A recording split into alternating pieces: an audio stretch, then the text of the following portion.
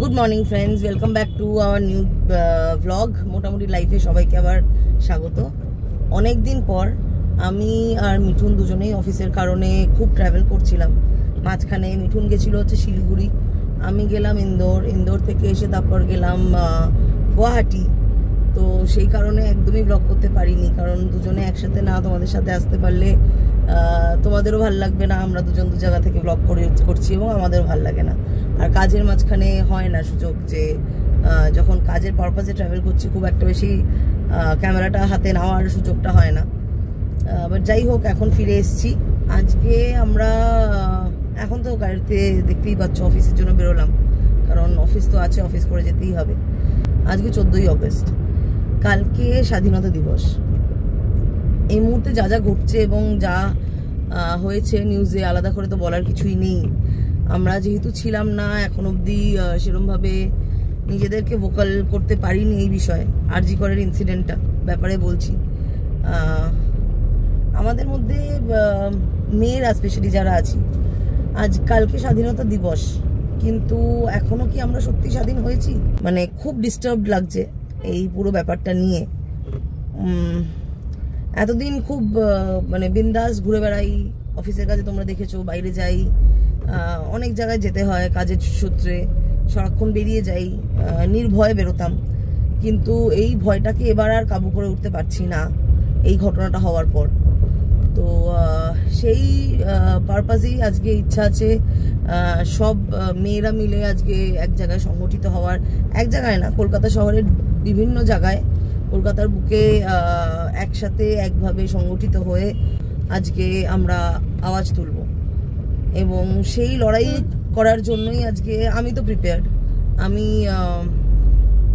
কোনোভাবে আমার নিজের তরফ থেকে যতটুকু এই পার্টিকুলার ব্যাপারটায় পার্টিসিপেট করা যায় আমি করব। তো এরই সাথে চলো আজকের দিনটা কোথায় কিভাবে কি কাটাচ্ছি তোমাদের দেখাচ্ছি। আপাতত অফিস যাই, অফিস থেকে বেরিয়ে বাকি ব্লগটা কন্টিনিউ করছি। সো অফিস থেকে ফিরে গেছি, আর ফিরে একটু ফ্রেশন আপ হয়ে চেঞ্জ করে নিয়েছি। এখন অলরেডি প্রায় 10:30 বাজে। ভাল লাগছে না, মানে খুব ডিস্টার্ব লাগছে। এবং ওখানে গেলে হয়তো একটু সবাইকে এক জায়গায় ওরমভাবে একই স্টেট অফ মাইন্ডে পেয়ে হয়তো একটু শেয়ার করতে পারবো নিজেদের মানে ফ্রাস্ট্রেশন, নিজেদের এই ডিস্টারবেন্সটা। কোনোভাবেই কোনো উত্তর মানে পাচ্ছি না। মানে কখনো সব সারাদিন ধরে যা নিউজে যা দেখছি, যা ভিডিও সার্কুলেট হচ্ছে, এ বলছে ও ভুল, ও বলছে এ ভুল, সব কিছু শেষে মানে at the end of the day লসটা কার হলো বলুন তো? মেয়েটারই তো। মেয়েটার তো জীবনটা শেষ হয়ে গেল, মেয়েটার ফ্যামিলিটাও তো শেষ হয়ে গেল। এবং এরম করে করেই মানে নিজের সব থেকে সেফ জায়গায় যদি নিজে আমরা সেফ না থাকি, সব থেকে সেফ জায়গা হচ্ছে আমাদের বাড়ি এবং আমাদের কর্মক্ষেত্র। একটা ব্রাইট স্টুডেন্ট, মেডিকেল স্টুডেন্ট, 31 বছরের একটি মেয়ে, তার নিজের কর্মক্ষেত্রে যদি তাকে এরমভাবে এরকম অবস্থায় পড়তে হয় এবং তাকে পাওয়া যায়, এবং তার মানে নাইটমেয়ার, মানে এটা নাইটমেয়ারও বলা যেতে পারে না, এটা যে কি মানে I am really short of words. প্রথমবার মানে আমি কথা বলি, কিন্তু আজকে কোনো কথার ভাষা, কোনো ওয়ার্ড কিছুই পাচ্ছি না। আমাদের নিজেদের কমন স্পেসে যদি আমরা সেফ না থাকি, তাহলে কোথায় সেফ বলুন তো? কি কাজের জায়গায় যাই, কি বাড়িতে থাকি, মানে খুব ডিস্টার্ব লাগছে, কিছু উত্তর পাচ্ছি না। দেখি ওখানে যাই, ওখানে গিয়ে বাকিটা শেয়ার করছি।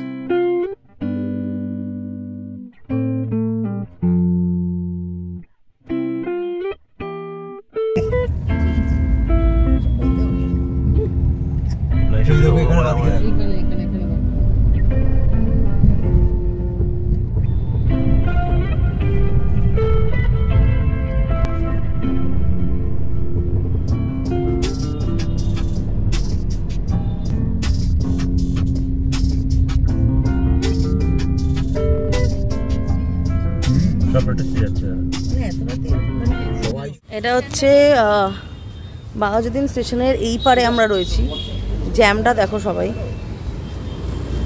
মানে লোকজন আছে আর কি প্রোটেস্ট করার মতো, এটাই দেখে ভাল লাগছে। এখানে পুরো রাস্তা ধরেই এতটাই মানে এত লোকজন এসছে বুঝতে পারছি, কারণ চারিদিকে গাড়ির পুরো লাইন।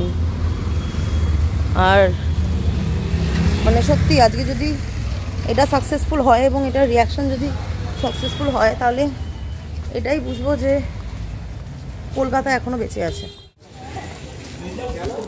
এখানে যা শুনলাম সামনে নাকি অলমোস্ট 1 লাখের ওপর, মানে লাখখানেকের ওপর লোকজন আছে সবাই বলছিল।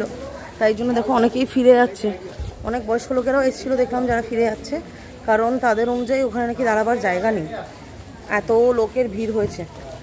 দেখা যাক ওখানে গিয়ে দেখি কি অবস্থা। এতটা ভিড় এবং এত লোকের মানে এখানে প্রেজেন্স পাবো সত্যি এক্সপেক্ট করিনি, কিন্তু খুব টাচড হলাম এই জিনিসটা দেখে যে এত লোক নিজেদের সব কিছু ভুলে সাইড করে একটা জাস্টিসের জন্য এখানে এরকমভাবে ছুটে এসছে। কিন্তু তারই মধ্যে কিছু লোকও জানো তো ছিল এরকম যারা জোর করে ব্যাপারটাকে একটু পলিটিক্যালি ঘুরিয়ে ঝামেলা করে করার চেষ্টা করছিল এবং এত অকথ্য ভাষায় কথা কিছু শুরু করেছিল যেখানে বাধ্য হলাম এই জায়গাটা মিউট করে তোমাদের জন্য ভয়েস ওভার দিতে।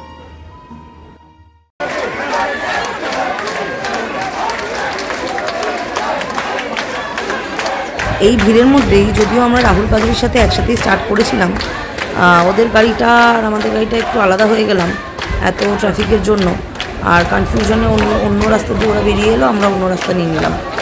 শেষমেশ এই মানে এত লোকের ভিড়ে দেখতেই পাচ্ছ আমরা আর কানেক্ট করে উঠতে পারলাম না যে ওরা কোথায় আমরা কোথায়। তাই কোনো রকমে একটু গা বাঁচিয়ে একটা সাইডে গিয়ে নিজের একটু জায়গাটা ধরলাম, কিন্তু স্যাডলি ওদের সাথে আর দেখা করে উঠতে পারলাম না।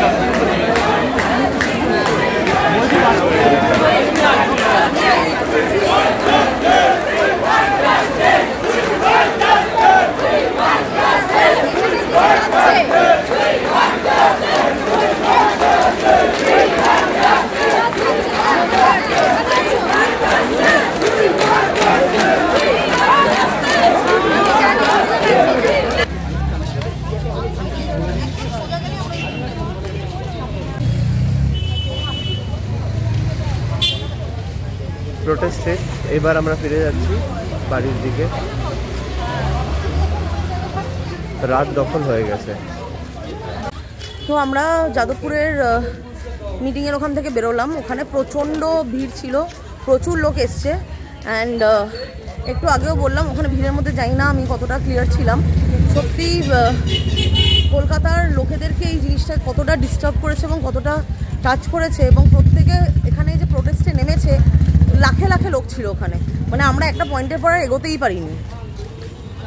এখানেও দেখো জাস্ট মানে বয়স নির্বিশেষে মানে 60, 70, 80 বছরের লোকেদের ওখানে দেখেছি আমরা। সবাই যে যা পেরেছে, যার সাধ্যে হয়েছে, দূর দূর থেকে লোক এসছে। এই রাস্তার মধ্যে দেখো দুধারে গাড়ি দেখো, এটা মানে সত্যি বলছি এটা কোনো মানে সেলিব্রেশন নাইটের থেকে কম কিছু নয়, কিন্তু এখানে সেলিব্রেশন নাইটটা হচ্ছে প্রোটেস্ট। এই যে প্রোটেস্ট আমরা সবাই মিলে একসাথে এসেছি এক জায়গায় এবং একসাথে আমরা এই প্রোটেস্টটা করতে পারছি, যে লোকেরা এখনও রাত 1টা বাজে কিন্তু এত লোক এখানে,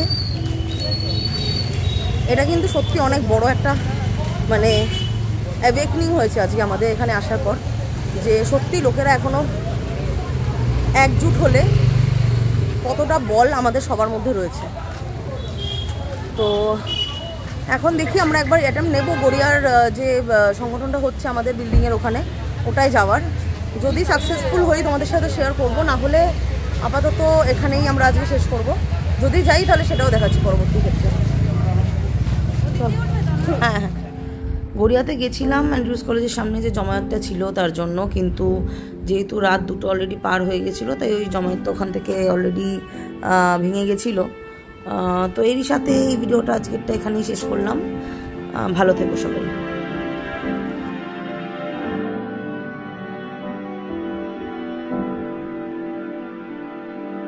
Bye.